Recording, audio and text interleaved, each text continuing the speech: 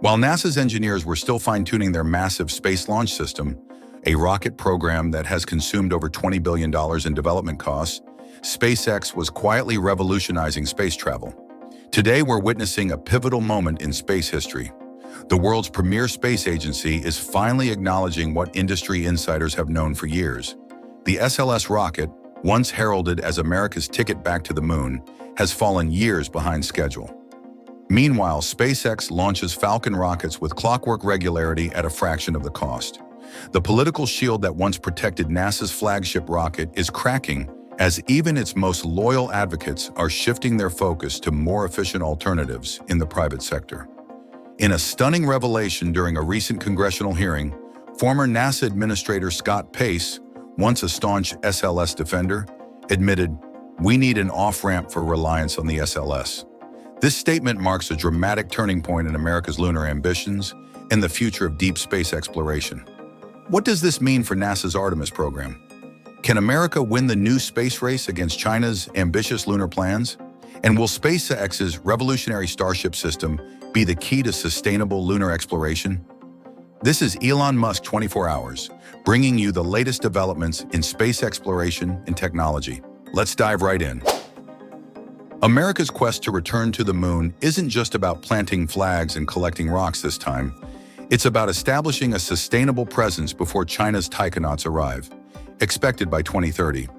While the U.S. made history as the first nation to land humans on the lunar surface, maintaining leadership requires more than reminiscing about past achievements.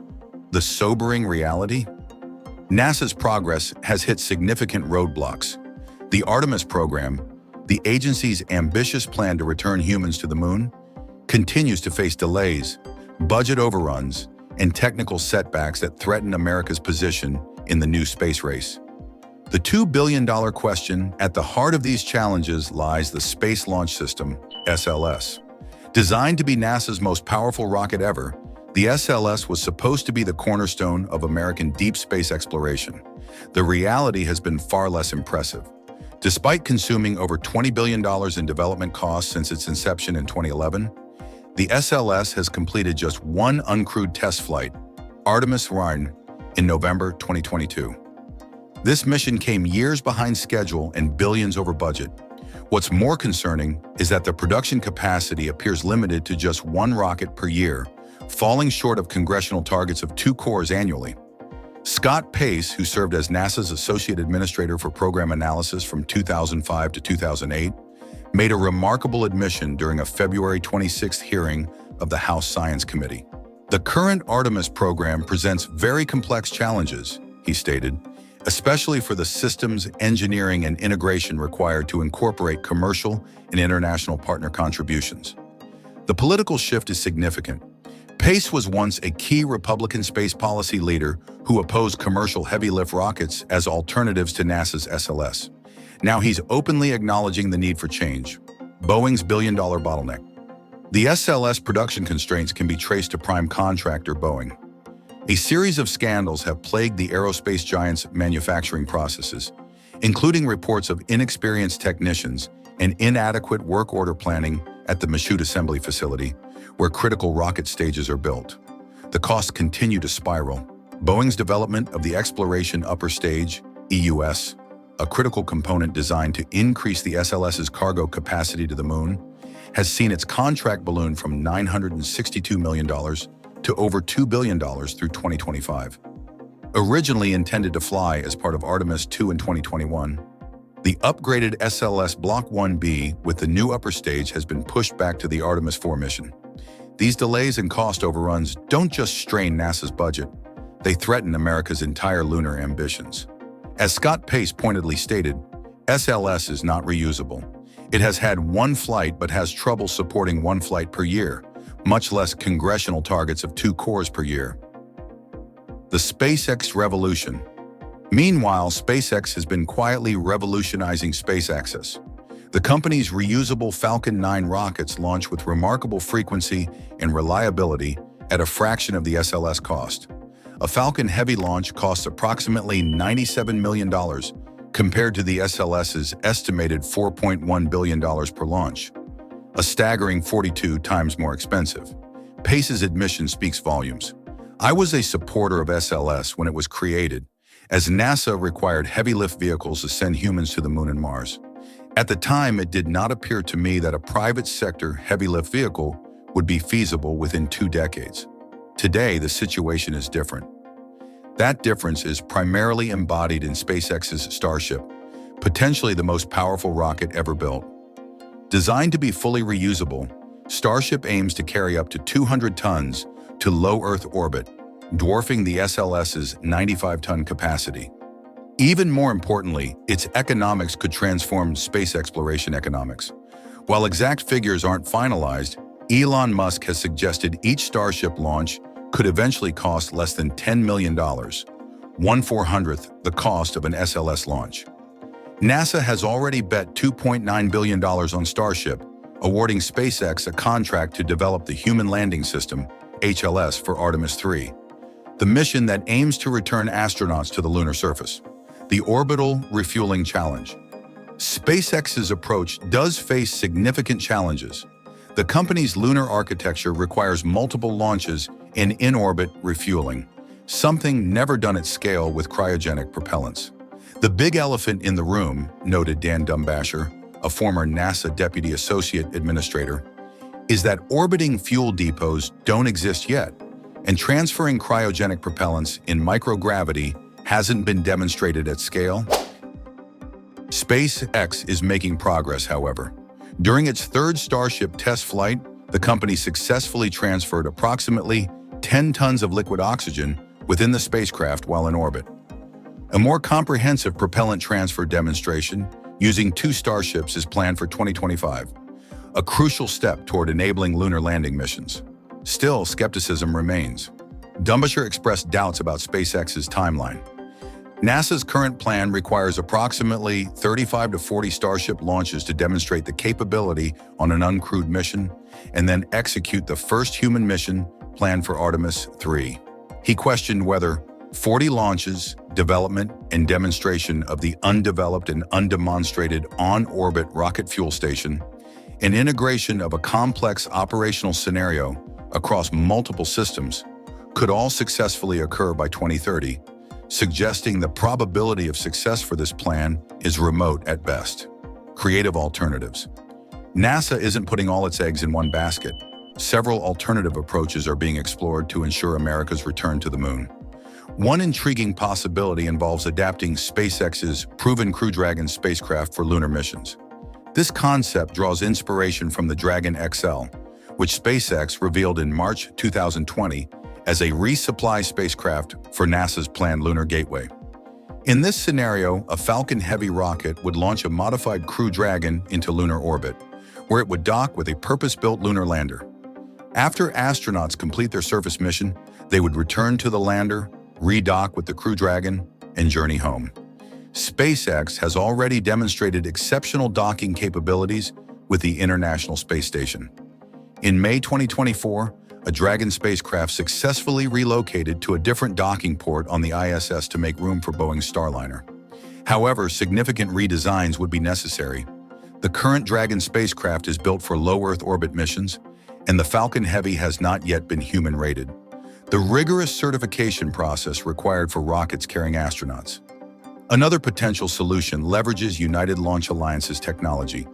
The Interim Cryogenic Propulsion Stage, ICPs, designed by ULA, could potentially enable integration of the Orion crew capsule with ULA's new Vulcan rocket. Since ULA is already familiar with Orion's interface requirements, this approach could save both time and money compared to developing an entirely new system. Blue Origin's New Glenn enters the chat. Jeff Bezos' aerospace company. Blue Origin adds another dimension to America's launch options. The company's massive New Glenn rocket made its debut launch on January 16th, potentially challenging SpaceX's dominance and providing NASA with redundancy and heavy lift capability. However, Blue Origin CEO Dave Lim has announced plans for only a second launch in late spring, following fixes to issues encountered during the first flight. Given the company's history of delays, the space community remains cautious about this timeline. The path forward. Scott Pace doesn't advocate abandoning the SLS immediately. The rocket is still slated to fly the next 2 Artemis missions, Artemis 2 and 3, scheduled for 2026 and 2027, respectively. I think trying to change that and do something else would produce more delays and push us past 2030, he explained. But by Artemis 4, alternatives should be ready. Using commercial rockets could enable a more sustainable lunar presence, with multiple cargo and crew missions each year, something the SLS production rate simply cannot support. A revised Artemis campaign plan should be a high priority for the new NASA administrator, Pace argued. There may be some painful adjustments with industry and our international partners, but it's better to do so now than to continue on an unsustainable, unaffordable path. Both Dumbacher and Pace emphasized that returning humans to the moon remains a necessary stepping stone toward later missions to Mars. A priority for SpaceX CEO Elon Musk, who serves as a close advisor to President Trump. While people can have their personal interest in how to go about space exploration, Pace noted, I think the national interest is one which really enhances the position of the United States, and the sequential steps that Congress has laid out are, in fact, in the national interest. Dumbacher concluded with a pragmatic assessment. We need to take the right thing at the right time. Moon first, then Mars. The hard truth. The uncomfortable reality is that NASA's traditional approach to space exploration is being outpaced by nimbler, more cost-effective commercial alternatives. The agency finds itself at a crossroads. Continue investing billions in an underperforming system or embrace the commercial space revolution. EX. For viewers following America's space program, this transition represents more than a technical debate about rocket specifications. It's about the fundamental approach to space exploration in the 21st century. Can the government contractor model that took America to the moon in the 1960s compete with entrepreneurial space companies driven by visionary leaders and private capital? The evidence increasingly suggests not. NASA's greatest strength may lie not in building rockets, but in leveraging its scientific expertise while partnering with commercial launch providers. This approach could ultimately accelerate America's return to the moon while establishing a sustainable presence that outpaces international competitors. Time is not on NASA's side. With China's lunar ambitions accelerating and 2030 rapidly approaching, the agency must make difficult decisions soon. The political will to continue funding the SLS at current levels may not survive many more delays or cost overruns. As Scott Pace's remarkable reversal demonstrates, even the SLS's strongest supporters are recognizing the need for change. The question is no longer whether NASA will shift away from the SLS, but when and how gracefully the transition occurs. As we've seen, NASA stands at a pivotal crossroads. The Space Launch System, once the cornerstone of America's return to the moon, now represents an unsustainable path forward. The economic reality is undeniable. SpaceX and other commercial providers can deliver more launches at a fraction of the cost. Scott Pace's remarkable change of heart signals a broader shift in space policy thinking.